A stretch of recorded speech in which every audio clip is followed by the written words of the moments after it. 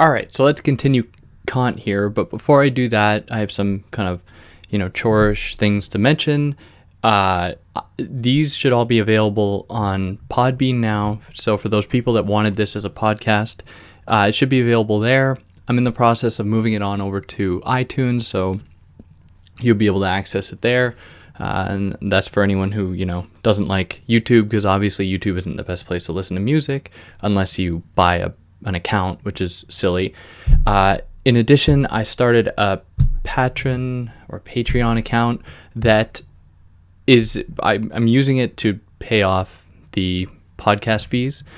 So if you have, $1 to give away, I'd appreciate it. But if not, don't sweat it. All right, so jumping into here now.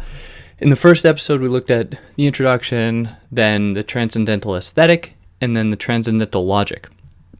So obviously, I'm not going to give a whole big summary on that, but this is just to say that we're coming right after that. So this is still relating to the transcendental logic, but it's specifically the first chapter of the analytic of concepts, he calls it, which is on the clue to the discovery of all pure concepts of the understanding. Now, I should say, to kind of preface this, that I'm trying to present this in such a way as to not be repetitive. So for anyone that's read it, or as a warning for anyone that hopes to read this book, you'll find that Kant develops an idea, then talks about it for a long time, or writes about it, and then adds a little thing to that idea, and then talks about it for a long time, and then adds a little thing, and then talks about it. So it builds very slowly. And for that reason, it can feel very repetitive, because he feels the need to constantly reiterate, the problem and what he's trying to do. So I try to, cut through all that in order to make it as concise and, methodical as I can. So this section deals primarily with the topic of understanding. So to kind of reiterate, Kant is interested in how it is possible that humans can perceive things at all, how we can actually organize things in such a way in our mind that make it possible for us to experience the world. Because before Kant, it was either you could reason something into existence, that is in your mind, or you experience something and it tells you something about the world. Where Kant's not totally satisfied with that, because he says, well, what makes it possible to perceive the world? Unless, of course, there are things in the world that we already have a sense of, that is for him space and time, that exist out there, but that we can only conceptualize in our head because we cannot perceive space nor time. So it's kind of like a chicken and egg situation. What comes first, the perception or the ability to perceive? To which Kant says the answer is actually in what lies underneath both of those, what makes them possible. So here we're going to talk about the understanding as performing something of that function. So Kant asks, what makes it possible for us to perceive anything? Well, what is necessary is there to be what he calls a concept. So as I mentioned in the first episode, we perceive a thing or we sense a thing through our senses. It then enters intuition, where we know that, in the example of like a tree, we know not to run in fear from a tree, but we don't necessarily possess the language to codify the tree or to know that two trees belong to the same kind of genome of treeness. But it's only beyond that, in the formation of a concept, that we then come to know what the tree is. Now, this idea, the idea of the concept, is very important for Kant, and much of what we're about to talk about deals with it, from judgment to analogies to everything like that. And don't worry, it'll hopefully all make sense. So for Kant, he says cognition of understanding is what he says, cognition through concepts. It's not through intuition, because intuition isn't really satisfactory. Intuition doesn't tell us something about the universals of the world or anything like that. But on the flip side, having just pure a priori reasoning or pure reason isn't enough either, because it's just empty concepts for him. Because if we don't have an image of something to attach to a concept, and then of course images are things we only get through experience, then it's just a hollowed concept that then does not exist. So intuition is that which for Kant relies on affect. So dealing with sensibility, dealing with what hits us almost without our control. that which, is imbued upon the body through our senses, things we see and hear and feel and touch and smell, whereas concepts rely on what he calls function. So that is the action of ordering different representations. So as I mentioned in the case of the tree, we know that a tree is the same as, an oak tree is the same as an evergreen tree in that they are both trees. But it is only once we've developed that concept that we can actually clump the two together. Because there's nothing in us a priori before perceiving the thing that knows differences between trees. So this is what Kant is really getting at. He's saying that the world outside is essentially constructed by our faculties, in that we perceive the world through images, as I mentioned in the first episode, and then it is through those images that we actually develop the world outside. We form it. So the world does not exist out there as a thing in itself. Because if it did exist as a thing in itself, we would not be able to think it. So this is a crucial point for Kant, in that if the world is out there and each thing has its own kind of like ontological condition, it is its own kind of being, then we cannot actually get at the heart of it. But he gets around that problem because he says that everything is only ever an appearance to us. So therefore we have the capacity to then think the thing away from the thing. Because if the thing was only determined by itself, not by its appearance, we could not therefore process it, and therefore we could not then look into ourselves to find out what it is that makes it possible for us to perceive at all. And that is because for him, no representation actually relates directly to the object. It instead, at best, relates to the intuition of the object. Intuition implying our kind of subjectivity, how we have been subjectively manipulated, and I take out all negative, pejorative, or negative connotation associated with that, but how we are affected by the thing, by the appearance of the thing, is then how we relate to it. So then what is it about concepts, or what is it that almost allows us to do something with concepts? So if we have concepts, and they are adequately associated with an image of a thing or an appearance that we can then infer some kind of connection to a physical object in the world, let's say a lamp or a book or whatever, Kant says that that in itself is not quite enough. So here he introduces the problem of, or the capacity for judgment. Judgment is what is wholly necessary for us to be able to discern different concepts from other ones. Whereas if we didn't have judgment, it would be as though a total free-for-all of just a hodgepodge of concepts that kind of fly at us. Now this relates to some extent to how we perceive things out in the world. Because for him, if we didn't have some kind of faculty within our brains that made it possible for us to order the world through our perceptions, then all we would get is just craziness flying at us at every moment. So if I saw a chair, I wouldn't see a kind of structure. I would see legs and cross beams and a seat and a back thing, and all of that would come flying at me, and I wouldn't be able to kind of code it. I wouldn't be able to organize it. So he says very much the same thing occurs in the case of judgment, where judgment is necessary in order to infer various meanings about concepts in relation to other ones. And it is from judgment that he says that it is the base from which understanding itself can emerge. So it subtends the possibility for perception almost, because it makes it possible to codify and organize. So for him, and he makes this kind of interesting claim, he says that judgment is the representation of a representation of the object. So a thing out in the world is, given to us through a representation, through an image that we subjectively perceive. But then there's a subjective faculty within us, that is judgment, that then codes it, that then makes it understandable within our mind, which then we can then relate to different concepts, to different ideas, to different things, which is very important for Kant because that, as I said, makes it possible for us to cognize at all. But at the same time, it is kind of, he's remaining true to his word in that there's nothing that is not an appearance in itself. So this judgment isn't a metaphysical thing, as he has a problem with metaphysics, at least to some extent, because it doesn't arrive dogmatically. It doesn't arrive from some kind of divine thing in itself, but is instead another kind of concept and another kind of image that we have embedded within us. So then it is for him, in contrast to someone like Aristotle, where Aristotle says that, humans are political animals, Kant says humans are judgmental animals. And this isn't judgment in the sense of, what the superego can do, what I out in the world judge, like should I have McDonald's or Wendy's or whatever. This is a silly example, but anyways, judgment is what actually occurs before we have the capacity to make choices. So that's important. Note that the difference here. It's not judgment that we actually have control over, but judgment that occurs before understanding is even possible.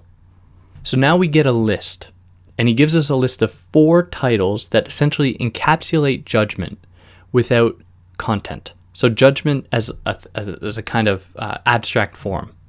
So these 4 categories, and then they're broken down into 3 subcategories, and I know that this is going to be difficult for me to convey through voice alone, through audio alone, but I'm going to move through it slowly and methodically to try and make it as clear as possible. So bear with me. So there are 4 different modes, essentially. First is quantity, second is quality, third is relational, and 4 is modality. So quantity, quality, relational, modality. So these are 3 different forms to some extent that judgment can assume. The 4th one, modality, is the closest thing to actually resembling the form that that judgment can assume.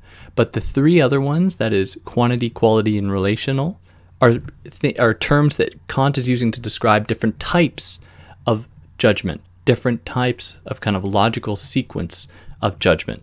So now I'm going to go through each one of them one by one and break them down into their constitutive subcategories. So again, we have quantity, quality, relational, and modality. So starting out with number 1, we have quantity, that he breaks down into 3 different possibilities.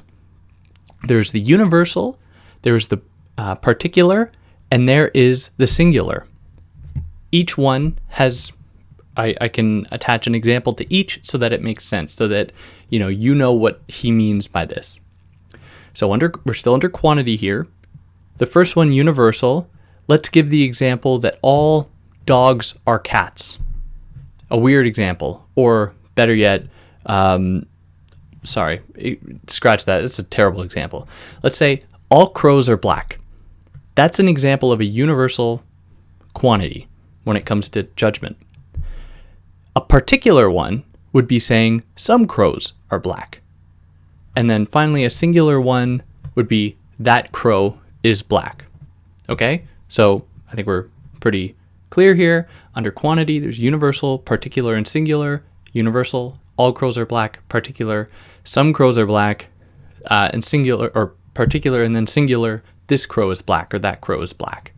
Okay, now let's move on to quality. So we did quantity, now quality. So this can be broken down into 3 as well. They're all going to be broken down into 3, in case I didn't say that. Quality can be broken down into 3. They are affirmative, negative, or infinite. Where affirmative would be to say crows are black. That's saying something specifically about the subject, that is crows. A predicate is added to it in the affirmative. The negative, kind of the opposite, no crows are black. So that doesn't actually tell us much about the crows, except that we know that they aren't black. Now, of course, this is just an example. Of course, all crows are black, but just bear with my illustration here. So that negative example doesn't actually tell us very much about the crows. It just tells us they aren't black. It doesn't tell us what they actually are. So that's a negative judgment in that it doesn't really increase our knowledge of a thing.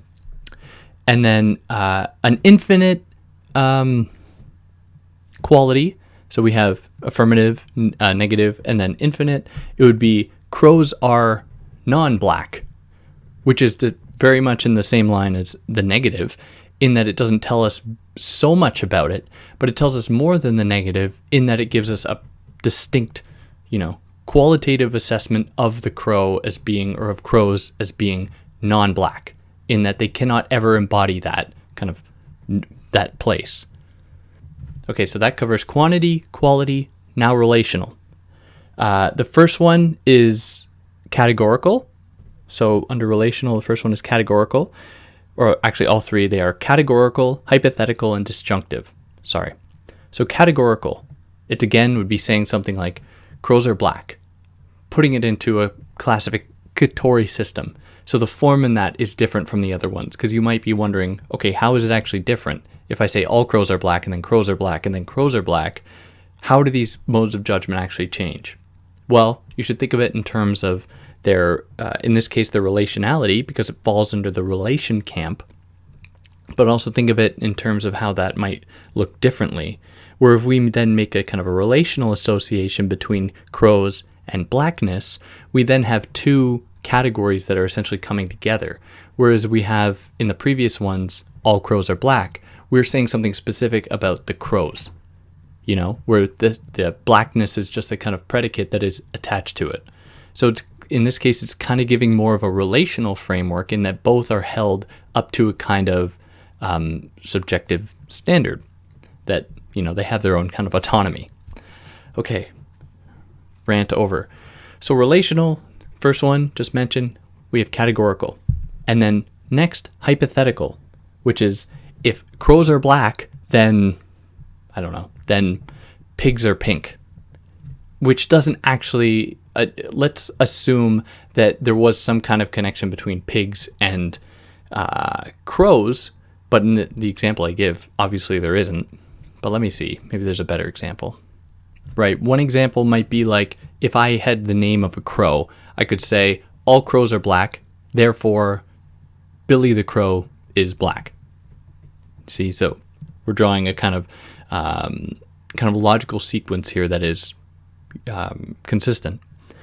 So then finally, so we under relational, again, we have the categorical, the hypothetical. Now we have the disjunctive.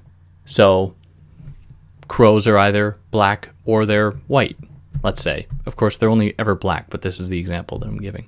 Disjunctive would be giving us, in this case, a kind of choice, or kind of limiting it so that we have a better sense of the thing itself without necessarily knowing what, you know, the true thing is. Or if it's a thing that can actually alter, like squirrels are white or black or brown, we're learning something about them, but it's not like a definitive thing about the squirrels.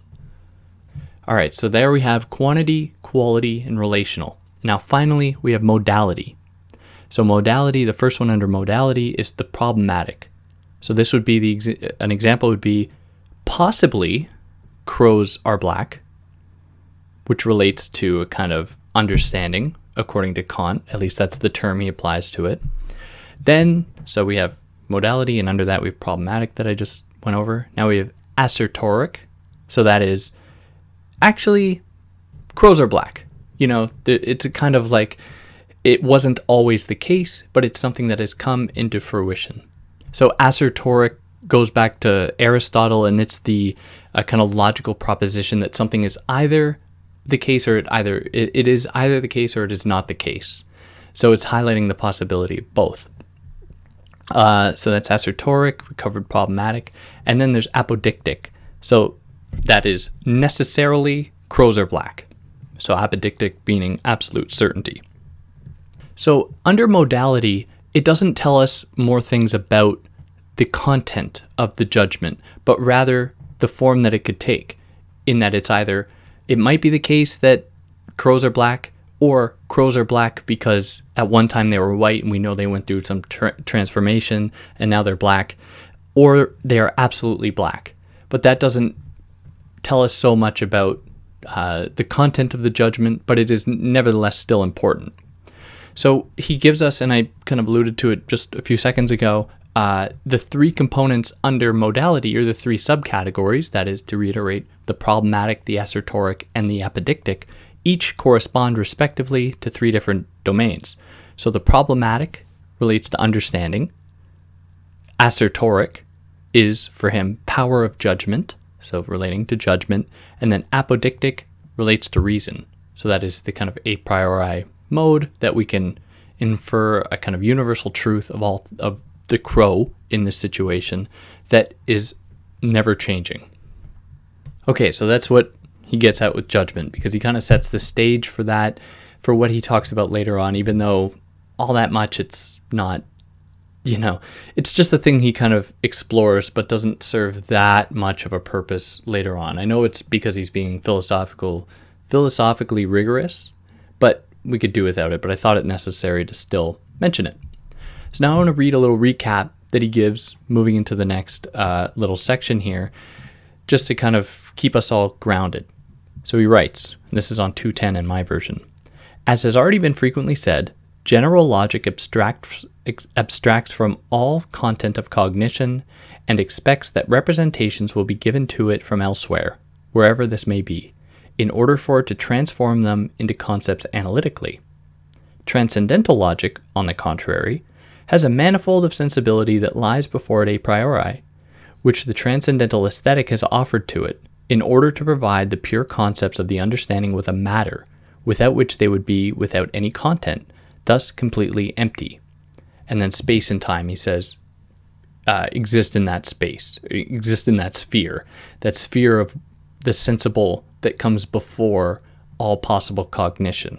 Whereas for him, general logic, at least in the form of judgment, the judgments that we saw just now, or heard just now, deal primarily with reason as though it was something completely devoid of any kind of relationship to the world. Like it's just something we can reason with our brains. Whereas Kant, again, is trying to find out what makes that actually possible. So now we continue here to talk about the possibility for cognition, where he says that in order for it to exist, that is cognition, there must be what he calls an action synthesis. So this is the process of organizing the representations together with each other and comprehending their manifoldness in one cognition. So this action synthesis is pure if, Kant writes, if the manifold is given not empirically but a priori, so that is through space and time. But of course, this pure synthesis doesn't rely upon itself. It doesn't just spawn itself. It goes back to that kind of crucial idea of the synthetic a priori that we mentioned in the first episode, and that he mentions, in that is what makes possible either a priori or a posteriori thinking. So it rests upon that, and it depends upon it in order for it to actually cognize, in order for it actually be able to perceive the world. But transcendental logic isn't so much concerned with how things are clumped in the world, like how trees are clumped, in the mind, in order for them to be cognizable. Again, transcendental logic is what anything that's transcendental for Kant is getting at what lies underneath, what makes even that possibility possible. So the pure concepts that kind of arrive after the synthetic a priori intervention in the human mind, whatever that necessarily looks like, is then comprised of those four judgments that we mentioned earlier. So that is quantity, quality, relational, and modality, to which he adds different subcategories, but that connect. So I'll just read them out quickly. So we have of quantity, and I'll go back and mention the other ones really quickly. So in relation to quantity, before we had the universal, the particular, and the singular. Now we have the unity, the plurality, and the totality. So universal, unity, plurality, particular, and then totality, singular. Then in quality, we had affirmative, negative, and infinite. And now we have reality, negation, limitation.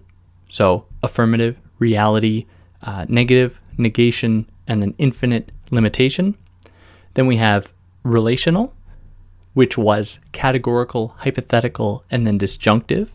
Now we have of inherence and subsistence, of causality and dependence, of community, which, categorical relates to the of inherence and subsistence. Hypothetical relates to of causality and dependence, and then disjunctive relates to of community. Then we have modality finally, which was problematic, assertoric, and apodictic, which then translates to possibility, existence, and necessity. So that is problematic relates to possibility or impossibility. Assertoric is existence or non-existence, and then apodictic is necessity and contingency. So this is how he conceptualizes these judgments in relation to our faculty for, judging the world. So he says that the first two, that is quantity and quality, are for him of a mathematical nature, whereas the second two, relational and modality, are dynamical. And these are some principles he's giving us about it.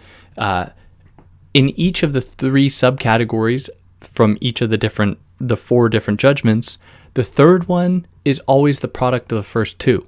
So to give an example, unity, in the case of quantity, we have unity, plurality, and then totality. He says totality is the product of unity and plurality. For quality, limitation is the product of reality and negation, and so on and so forth. For relational and modality. So to go back to this mathematical and dynamical, because I'm sure you're dying to know what necessarily is the difference. For him, the mathematical is kind of an objective condition. So this is something he talks about much later on in the book, because thanks Kant, which mathematical deals specifically with the propensity itself to perceive, whereas the dynamical, I said perceive, right? I didn't say deceive, perceive. Whereas the dynamical is interested in the things being perceived.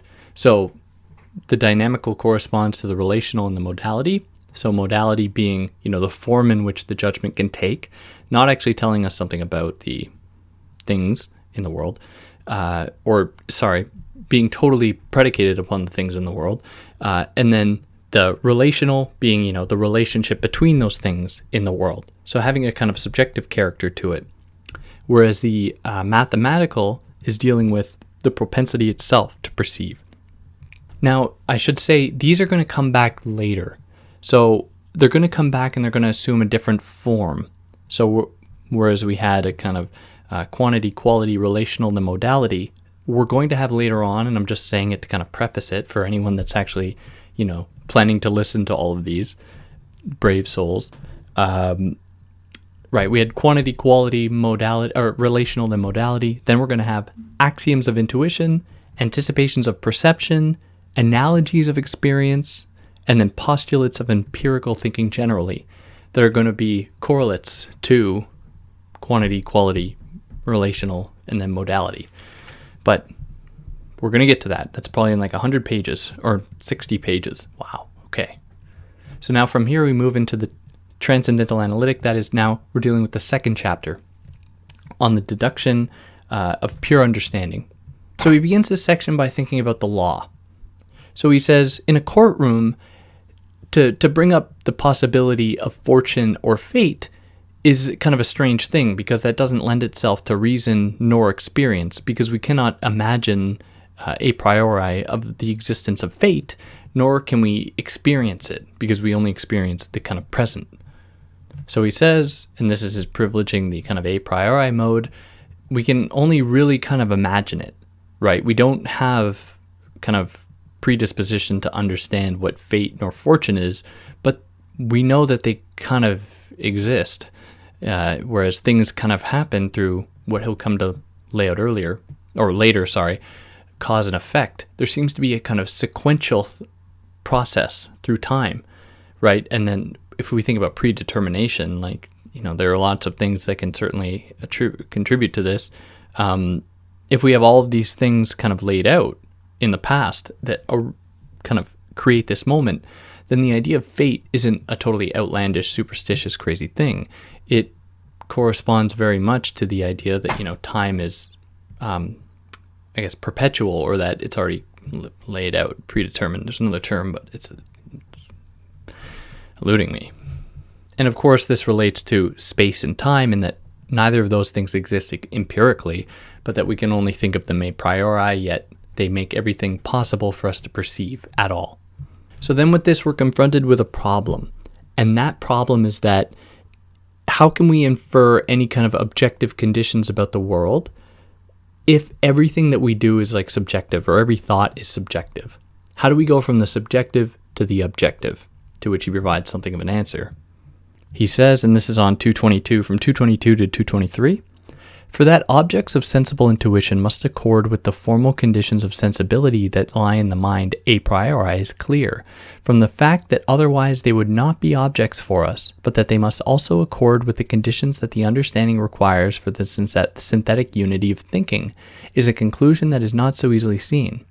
For appearances could after all be so constituted for the understanding that the understanding would not find them in accord with the conditions of its unity, and everything would then lie in such confusion that, example, in the succession of appearances, nothing would offer itself that would furnish a rule of synthesis, and thus correspond to the concept of cause and effect, so that this concept would therefore be entirely empty, nugatory, and without significance. Appearances would nonetheless offer objects to our intuition, for intuition by no means requires the functions of thinking.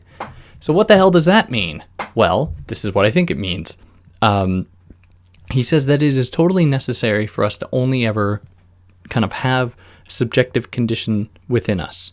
That subjective condition being what perceives appearances and perceives the world. But that very subjectivity is what is universal. And that very subjectivity, or I guess we could break it down even further. That which is universal about that subjectivity is the capacity to organize things.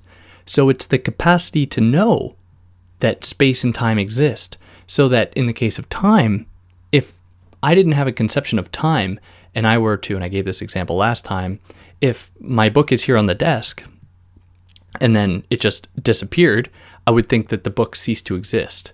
Whereas if I keep in mind the course of time, I know that things can move and transition and transform throughout space and time. But without a concept of those, the thing would then cease to exist if it does not immediately lend itself to my kind of perception, to my kind of immediate sensibility. So there's only three ways that an object can really be thought then. Again, it's only through appearances. That is through sense, which is the synopsis of manifold a priori. The imagination, which is the synthesis of this manifold. And then a perception, which is the unity of this synthesis. So we have this process of, receiving data into our mind, recognizing that data as being something that's not going to, eat us, or that it belongs to like some kind of like intuitive camp that we know about, and then finally us organizing it and making sense of it.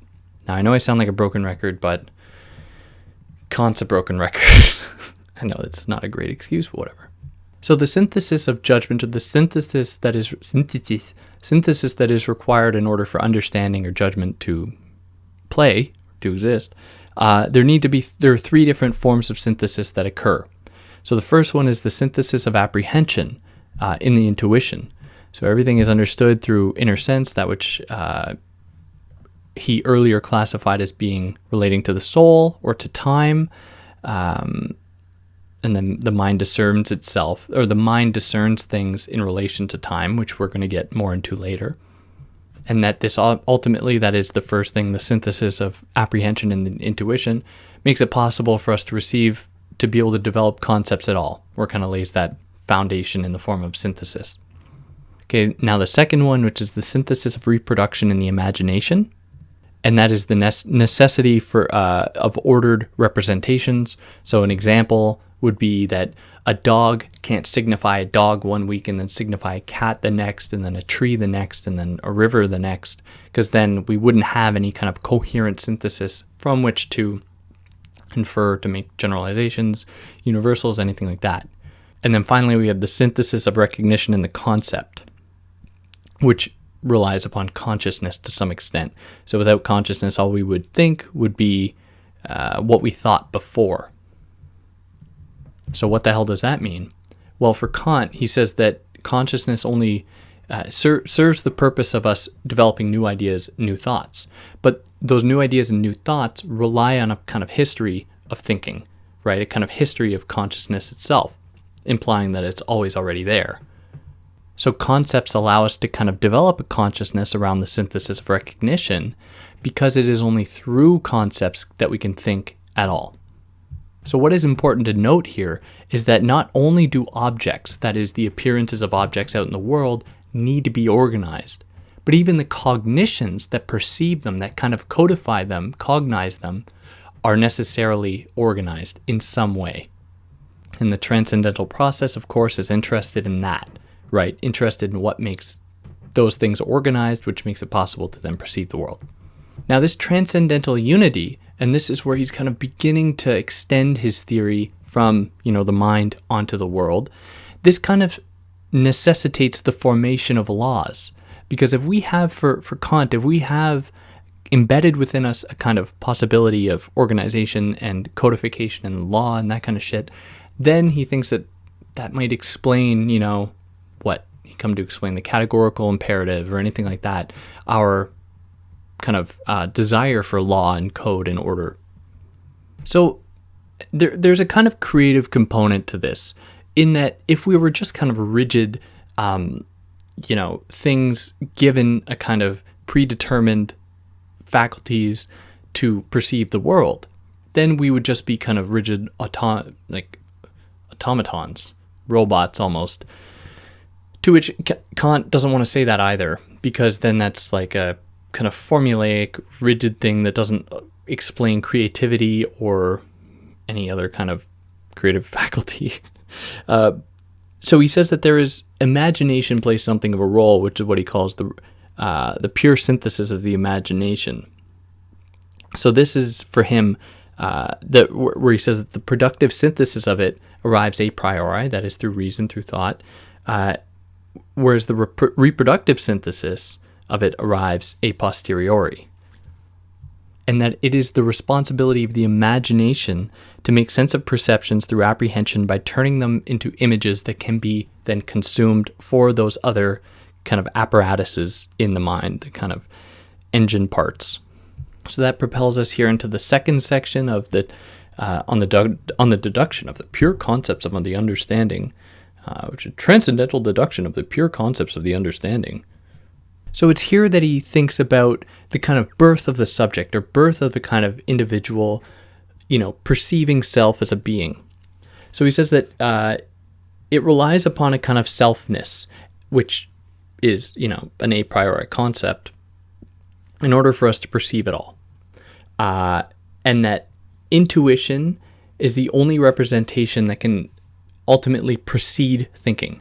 So we, intuit the world, which gives us concepts. It is through that we actually give ourselves concepts that we can think through. So therefore we begin with intuition in that way, which for him births the I, which is necessary for perception itself. So maybe here we can think about the difference between humans and animals in a very anthropomorphic sense, where animals seem to be kind of caught in the intuition model.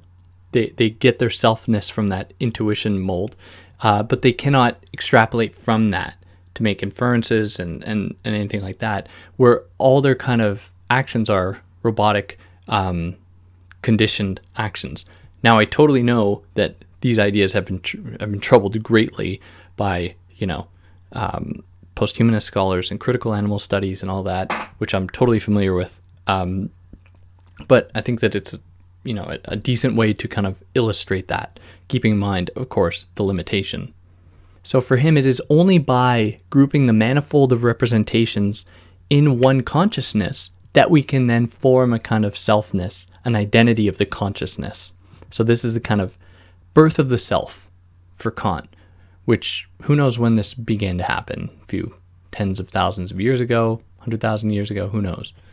So again, now we're going to get to the problem again of the chicken and egg thing. So you have the faculty of cognitions that perceives an object that has been united, right? United in perception, which is then forms it as an appearance object that can then be consumed by the faculty of cognition. So what comes first? Then the capacity to cognize, which demands experience because it demands the formation of concepts, or, the propensity to see the world.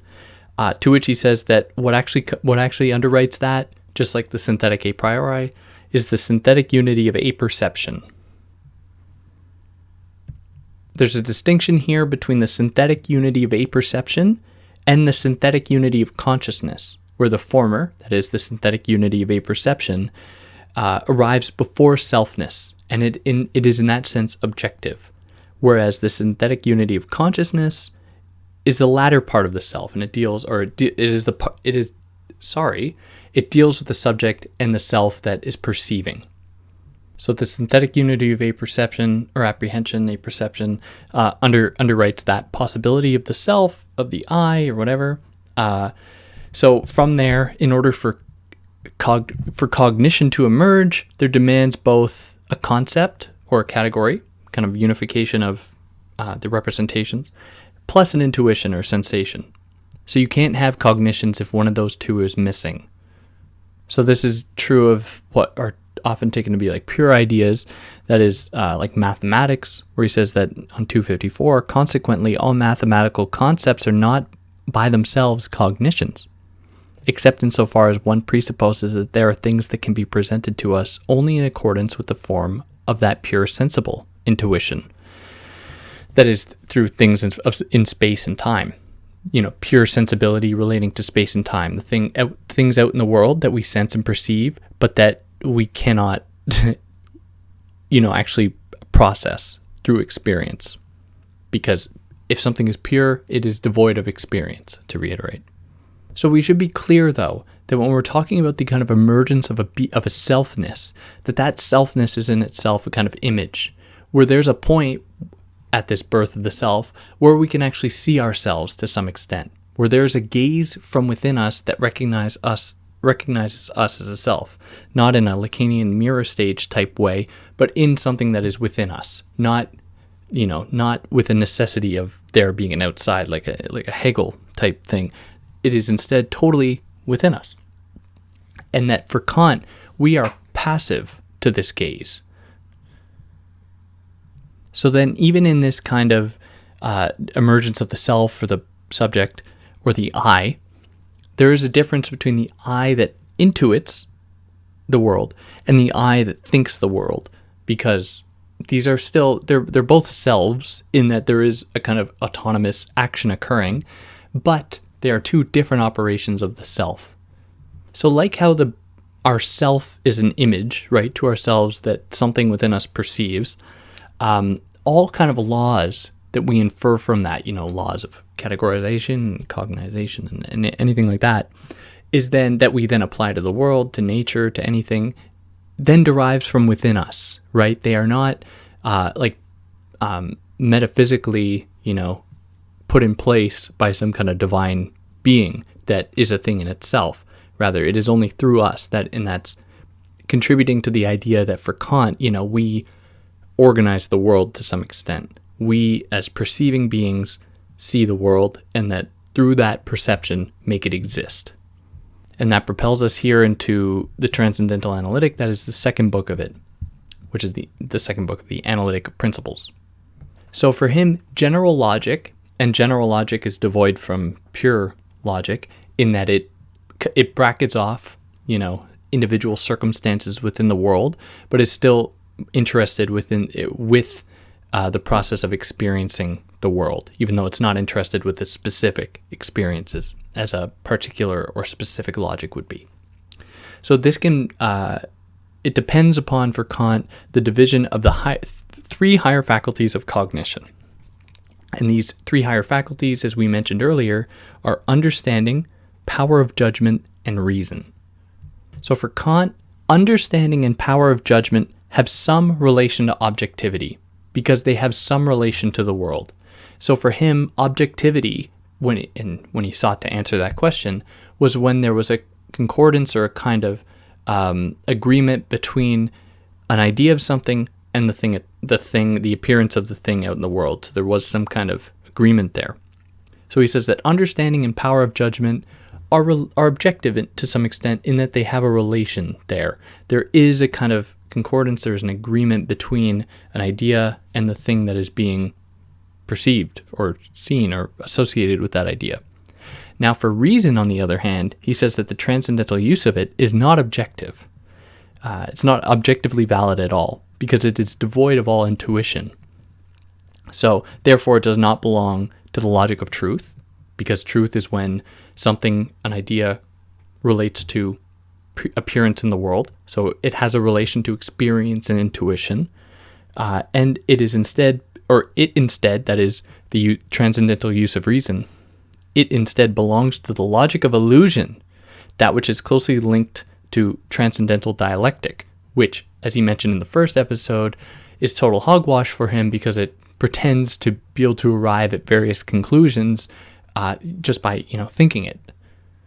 And for him, the analytic of principles is primarily associated with the power of judgment that has the capacity to discern representations within the mind. So now he's going to take the time to think about judgment, or the power of judgment, a little more closely. So he says that general logic cannot complete what the power of judgment does, because the power of judgment doesn't so much shy away from the possibility of representations and appearances. So he says that if understanding is the faculty of rules, then power of judgment is a subsumption under rules, and that power of judgment cannot be taught. It can only be practiced, which is, yeah, all right, sure. Or, well, he gives us an example. He says, we could have a judge that is aware of all the rules, but is actually unaware of when to impose judgment, or when judgment should be properly mobilized. So knowing the rules, which relates to kind of general logic maybe, or actually it relates to the understanding, whereas judgment is knowing when to apply those rules, when those rules should come into play. That's kind of funny. I don't know. I find it funny. He probably didn't find it funny. But he says that for those that lack this kind of natural capacity, examples play an integral role. So by experiencing the world and by seeing various circumstances play themselves out, then, we can have a better idea of how things should go. But again, this is more concerned with general, kind of relating more to general logic, in that it's not interested in what makes that possible, but is interested in what it necessarily looks like. So now he talks about, or thinks about, the schematism of the pure concept of the understanding in relation to power of judgment, which deals primarily with sensible intuitions. So the idea that there must be a kind of concordance between an object and a concept, he reminds us that the pure concept pure understanding has no association with that, because the pure understanding wants to completely get rid of anything through experience or through a posteriori living or whatever, like the appearances or objects as they are presented to us. So what makes it possible for him that there can be an agreement between a concept and an object? He says that the transcendental doctrine of power judgment teaches us to do it, pretty much, which in terms of its form, so what it looks like, then corresponds to the transcendental schema for him. So the transcendental schema is pure in that it comes before intuition, but it is intellectual on the one hand and sensible on the other, because it doesn't completely foreclose all possible experience or intuition. And it is this schema that fundamentally shapes the world. Or in his words, for we have seen there that concepts are entirely impossible and cannot have any significance, where an object is not given either from themselves, or at least for the elements of which they consist. Consequently, they cannot pertain to things in themselves without regard to how and whether they may be given to us at all. That, further, the modification of our sensibility is the only way in which objects are given to us. And finally, that pure concepts a priori, in addition to the function of the understanding of the category, must also contain a priori formal conditions of sensibility, namely of the inner sense, that contain the general condition under which alone the category can be applied to any object. So that is how altering our kind of sensibility, or the way that those are organized, changes the way the world is perceived, changing therefore the world itself, because it's not a thing in itself. It is only ever appearance. Now when it comes to the perception of things, that is the schematism that kind of organizes, places them all together, it demands that there is a kind of numerical formula to the thing being perceived, where the numerical kind of condition of it makes it possible for it to be easily digested, easily understood. Now this relates to the thing's magnitude. So the magnitude, which is the measurement and therefore its realization, is only possible with number. So what the hell is the number? He says that the pure image of all magnitudes for outer sense is space. So that pure thing that we can't perceive but nevertheless exists out there as space. For all objects of the senses in general, it is time. So the pure schema of magnitude, however, as a concept of the understanding, is number, which is a representation that summarizes the successive addition of one homogeneous unit to another. Thus, number is nothing other than the unity of the synthesis of the manifold of a homogeneous intuition in general, because I generate time itself in the apprehension of the intuition. So again, we're getting the same kind of thing. We perceive, turns it into an intuition, a concept that allows us to then perceive again. And the number kind of allows that to occur, in that we kind of, like when we send an image through the internet, the computer doesn't like send that actual image, right? It breaks it down, turns it into code so that it can process it, so that it can deliver it in an easy way. And then when it gets to the other end, then it reemerges as an image. So I like to think of it in that way, where the number is kind of like how it's kind of like breaking down, coding to some extent, the thing out in the world that we can then understand. And then we then in our brain erect it as an image again. So this allows for the possibility of reality to come into fruition, where he says that reality is in the pure conduct of the understanding that to which a sensation in general corresponds, that therefore the concept of which in itself indicates a being in time. So reality then conforms to time. So as he says, this is on 274 to 275, since time is only the form of intuition, thus of objects as appearances, that which corresponds to the sensation in these is the transcendental matter of all objects, as things in themselves. Thinghood, reality. Now every sensation has a degree or magnitude through which it can more or less fill the same time, i.e., or in other words, the inner sense in regard to the same representation of an object, until it ceases in nothingness. Hence there is a relation and connection between, or rather a transition from reality to negation, that makes every reality representable as a quantum, and the schema of a reality as the quantity of something insofar as it fills time is just this continuous and uniform generation of that quantity in time, as one descends in time from the sensation that has a certain degree to its disappearance, or gradually ascends from negation to magnitude. Sorry for my hissing or whistling there.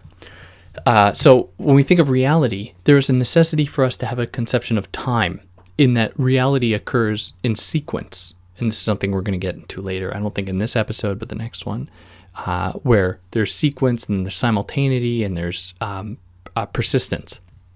So in order for us to perceive the world, to perceive reality, there must be a kind of understanding of things transpiring in sequence, or things happening, essentially, out in the world, which gives us the possibility, because time comes from in our brains, it gives us the possibility to recognize from within us a connection between our concept, which is always already form of appearance, moving, transitioning, altering, and the movement of the world outside. Okay, I think I'll stop there then, stopping right at the Transcendental Doctrine of Power Judgment, the second chapter there. So I hope that was helpful, that I'm able to shed some light on this, to make it accessible. Obviously it's a tough read, but for those that made it this far, if you think I missed something or I maybe mischaracterized something, which I obviously did, because there's so many of these terms that he's so peculiar about, that when I just say something like representation to signify, the image of something or something being represented, a hardcore Kantian would be like, no, he doesn't mean it in that sense. He means it in, X, Y, and Z sense, which obviously is cool. So if you have anything like that you think I might have mucked up a little bit, it'd be worth mentioning it so that I can get a better sense of it, so that I can further improve my Kantian lexicon. But on that note, if you made it this far, take care.